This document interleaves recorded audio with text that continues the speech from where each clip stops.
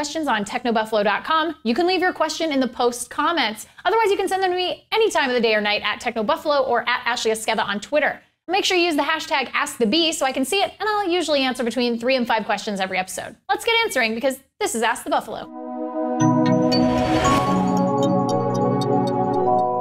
Techno Buffalo poster Paul asks, "Hi Ashley, should I upgrade my HTC One X to HTC One or Butterfly S, or should I wait one more year?" A lot of people ask these questions about upgrading their phones, but at the end of the day, if you keep waiting for that next upgrade, you're gonna end up with like a 5-year-old phone and you'll have never upgraded it, which is a super big bummer. So I say live in the moment, upgrade now. If you have access to the Butterfly S, it's a great device. I just reviewed it. But if you don't, the HTC One is just as delightful. It really boils down to 2 things. Number 1, if you like aluminum and that beautiful machined unibody that the HTC One has, go with that. If you really like plastic, but you also like having expandable storage and a huge battery, go for the Butterfly S. Icaros asks, "Hi there, Ashley. Do you think that the HTC One Max will have a removable back for more storage and the option to switch batteries like the leaked images suggest? Or do you think that it will maintain the full metal unibody design that the One and the One Mini has?" I don't know that HTC would go out of its way to make something that was different than the design language of the One and the One Mini. However, the Butterfly S has a plastic back, but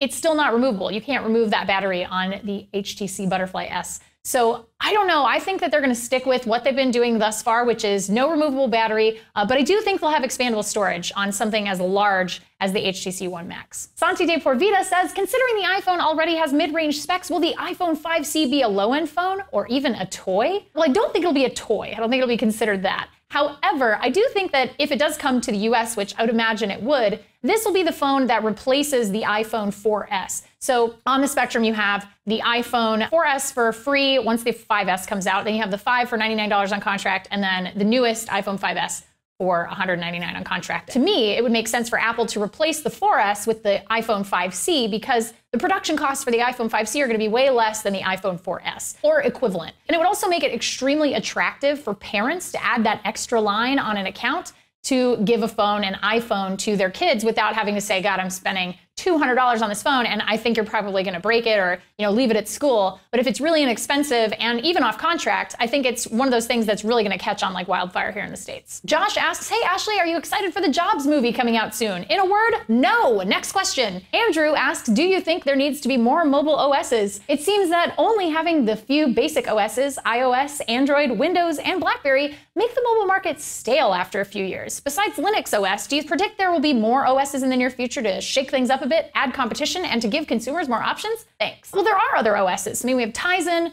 we have Firefox OS, there are other OSs out there, but really what it boils down to is developer willingness to develop for a platform that isn't established. And the other part of it is all of the OSs that exist right now are from huge companies. BlackBerry's side, because I think they're in a little bit of trouble. It's been very tumultuous for them and they're going through a lot of change. Microsoft, Google, and Apple are huge companies that back these OSs. So I think that there's a lot of trust involved and a lot of time and energy that goes into developing these things. And especially after the history of WebOS, even getting bought by a company like HP and then crashing and burning in flames after their CEO at the time, Leo Apotheker, I will never forget that name, ruined HP's chances at making WebOS a viable operating system. I think that there's definitely sort of a hesitance to sort of latch on to anything new. So it'll be a while, but I definitely think there's always something that comes up. I mean, years and years ago, we thought MySpace would just be at the top of social media for a long time, and we all know how that ended. I live about 60 miles from Techno Buffalo headquarters. It's a huge commute every day.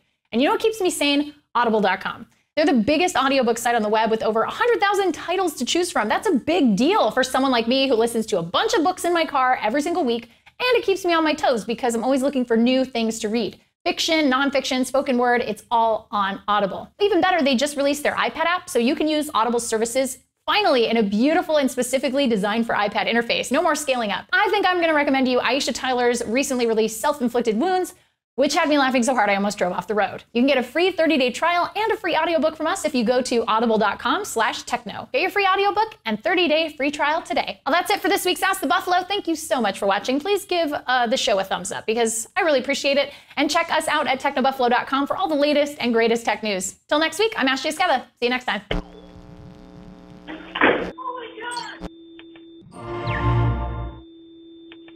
Hey guys, Ashley here. Just wanted to let you know that if you liked what you just saw, we've got 2 other shows that go live every single week. Redinger's Rants, where John totally goes nuts about issues that bug him across consumer technology, and Rumor Roundup, where he tells you all about the best rumors in the world of tech. So click the text below that says subscribe, and if you want to check out either of those shows, click right over here. See you next time. Thanks for watching.